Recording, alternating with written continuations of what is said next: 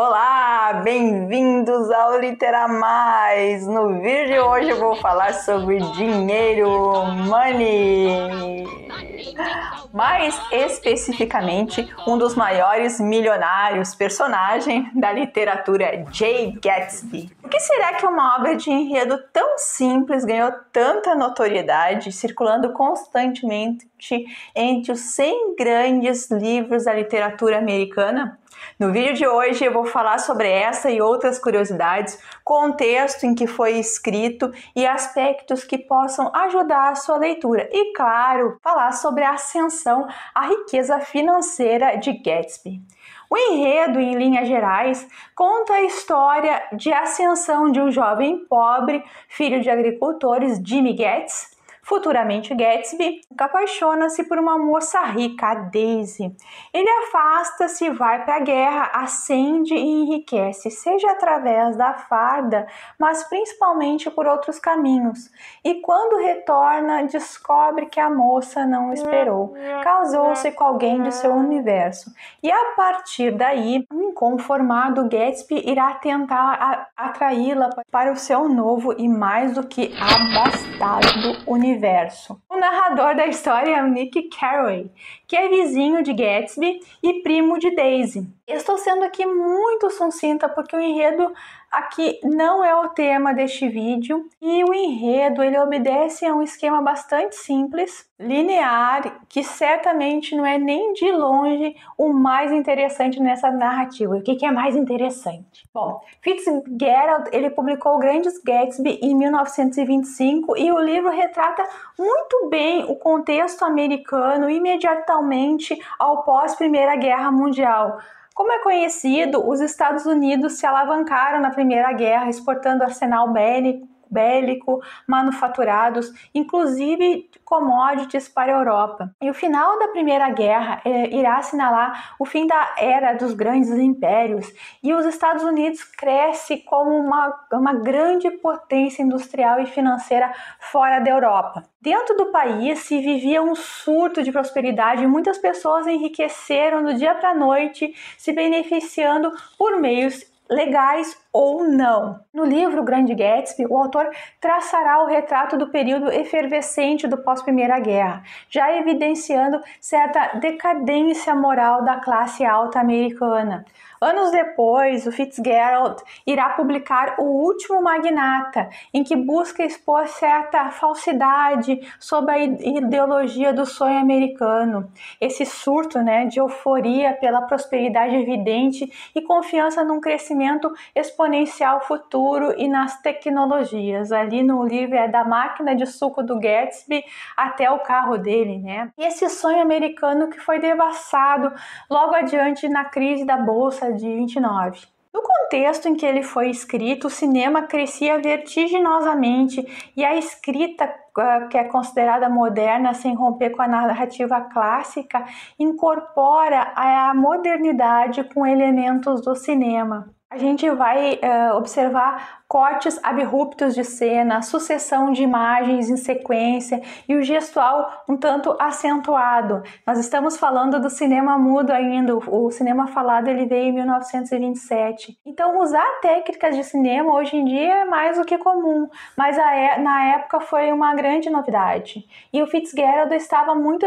antenado nas mudanças do seu tempo ali. Então os olhos, o olhar do narrador Nick abrem-se como se fosse um olhar de câmera que vai focando e o desfoque fica por conta da técnica impressionista herdada de Joseph Conrad, especialmente no livro O Coração das Trevas, que o Fitzgerald não vai negar a herança. O livro Grande Gatsby, logo que foi publicado e até a morte do autor, ele não ficou muito conhecido e retrata o desejo do autor de escrever sobre, eu anotei aqui, a perda daquelas ilusões que dão tanta vida ao mundo e que você nem se importa se são verdadeiras ou falsas, desde que elas compartilhem a sua glória mágica.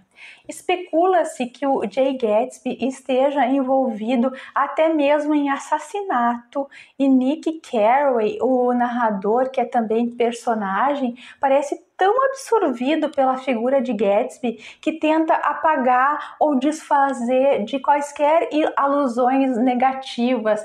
Tal era a impressão positiva que o ricaço havia lhe causado. Há um esforço um tanto consciente deste narrador em destruir todas as hipóteses que corroborem para um caráter negativo do Gatsby. Fica meio enublecido, abafado. Inclusive, no final, ele irá dizer a Gatsby que o Gatsby era o melhor ali, bem melhor do que os demais ricos em seu entorno, né? Então, ele fazendo uma referência à amada do Gatsby, a Daisy, cuja sonoridade da voz é cheia de dinheiro. É uma sonoridade que foi atrativa ao rapaz ambicioso lá atrás, né? O Gatsby, né? Jovenzinho. E afinal, é no dinheiro que o Gatsby vai buscar combinar com ela um certo mimetismo amoroso. Daisy e o seu marido, eles vão representar um cosmopolitismo fútil, vazio de sentido, decadente, careless, sem o mais ínfimo altruísmo que a gente vai constatando à medida que avança as páginas. O Gatsby teria enriquecido em pouquíssimo tempo. Entre a pobreza e a vida de magnata que ele já está usufruindo, se passam apenas 5 anos. Graças a negócios ilegais, sobretudo comércio ilícito de bebidas durante a Lei Seca americana, que foi de 1920 a 1933, e fez ascender naquela época figuras como o real e lendário, né, o criminoso Al Capone. Nada é explícito sobre o passado recente de Gatsby, a não ser na fala acusatória do Tom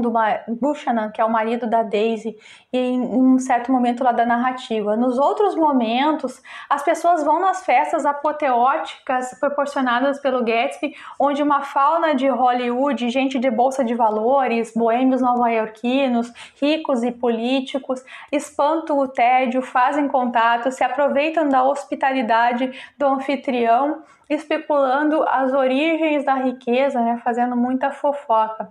E por sua vez tem um clima de tensão na personagem que propositalmente acentua aqui e ali a sua fala e gestos, porque ele sabe que ele está sendo julgado o tempo todo, ele está ascendendo de classe, ele sabe que isso é importante. Além disso, para atender alguns convidados, ele sai constantemente lá das festas que ele mesmo promove, e ele vai atender longas ligações de Chicago que vão deixá-lo perturbado. Esses outros fatos ao longo da história despertam certa desconfiança ali do narrador, o Nick, que tenta descartar o que ele constata, porque talvez implicasse remover o adjetivo grande de Gatsby. Muito embora Gatsby queira mostrar-se como é a Nick e não como parece ser para os outros personagens, inclusive para Daisy. Isso cria um clima muito envolvente na história, que afinal é a rememoração controlada do narrador-personagem depois de alguns anos.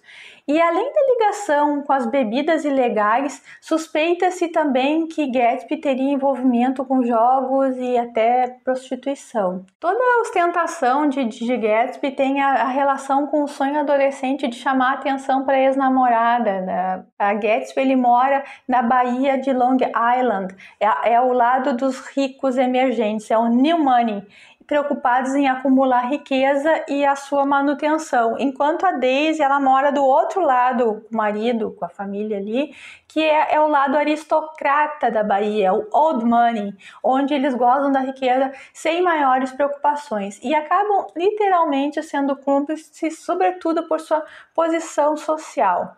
Com um toque de ironia, existe uma associação entre o mito do rei Midas, um rei que tudo o que tocava virava ouro, e Gatsby, porque Gatsby, tal como Midas, embora riquíssimo, não usufrui de sua riqueza. A preocupação principal do Jay Gatsby é atrair a amada, e quando ele finalmente decide usufruir, tocar em sua riqueza, usando a sua piscina, faz uma analogia com a libertação do Midas pelo Baco, através da imersão no rio Pactolo ali, lhe é tirado tal usufruto. o Fitzgerald, o deus pagão dessa história, não é tão bonzinho. O Nick Carey é um narrador dividido entre a verdade factual que vai se apresentando, apontando os dados controversos da vida de Gatsby, e o profundo apreço por essa figura. Temos um narrador ilusionista aqui, apontando também em sua narrativa a ambiguidade que ele vai experimentar. E Nick é de uma linguagem decadente, nobre, e ele é discreto, ele é bom ouvinte, o que lhe permite circular naquele meio e guardar segredos que lhe são revelados. Mas Nick é arbitrário e mostra isso ao leitor. Em vários momentos ele se coloca a escrutínio, mostrando suas falhas e assim permitindo o leitor observar, inclusive ele como parte integrante da sociedade que ele criticava. Fitzgerald acentua a dificuldade de sermos imunes enquanto sociedade. Ninguém é magnânimo, mesmo que isso seja afirmado. E é sob essa perspectiva desse narrador falho que vemos a história, o que dá ainda mais espaço para o leitor teorizar, sobretudo completar as lacunas da figura controversa de J. Gatsby. Parabéns, Mr. Scott! Uma história envolvente numa brilhante construção narrativa.